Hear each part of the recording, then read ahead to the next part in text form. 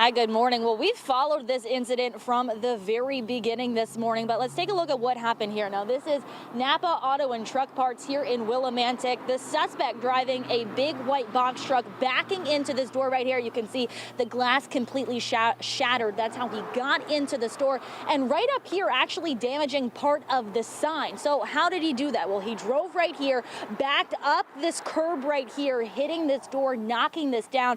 He was able to enter the store. So we were able to obtain surveillance video from here in the store. They got great video of this actually happening. So take a look at this video here. You can see that suspect in that white truck, like I just said, backing up into that door, breaking the door. Now we go inside the store. Apparently through that video, you can see him walking in and out of the store, really seeming to take his time. He started with the cash register.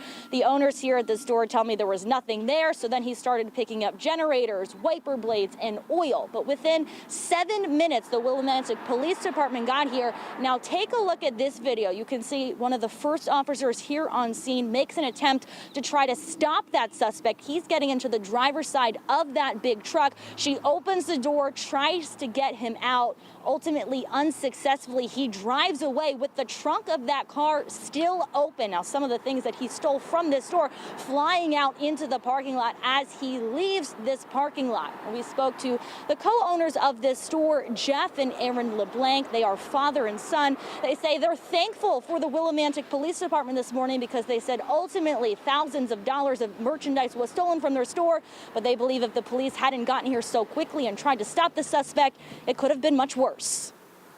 First responding officer, she made an attempt to remove the man from the vehicle.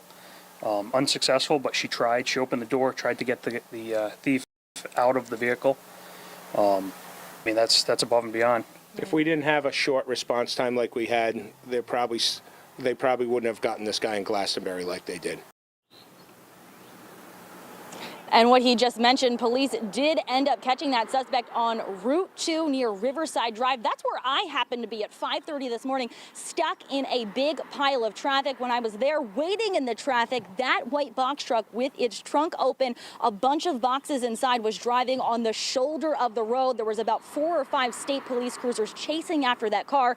Now, police do confirm that that car ended up crashing right around exit 5. It crashed into at least 2 other vehicles, but luckily only minor injuries were reported. So that caused a massive backup this morning for about 2 hours as that investigation unfolded on Route 2. That happened right around a half a mile before exit 2W. Now, at 5:30 this morning, it took me around 40 minutes to get through that traffic as drivers were driving on Route 2. After that, it took even longer as those backups continued to get worse. But luckily, around the last hour or so, that traffic has been moving smoothly. So police say at this point, this is all still under investigation, and we'll continue to bring you updates as we have them on air, online, and on Fox 61+. But for now, live in Willimantic this morning, Lindsay Kane, Fox 61, Connecticut's news station.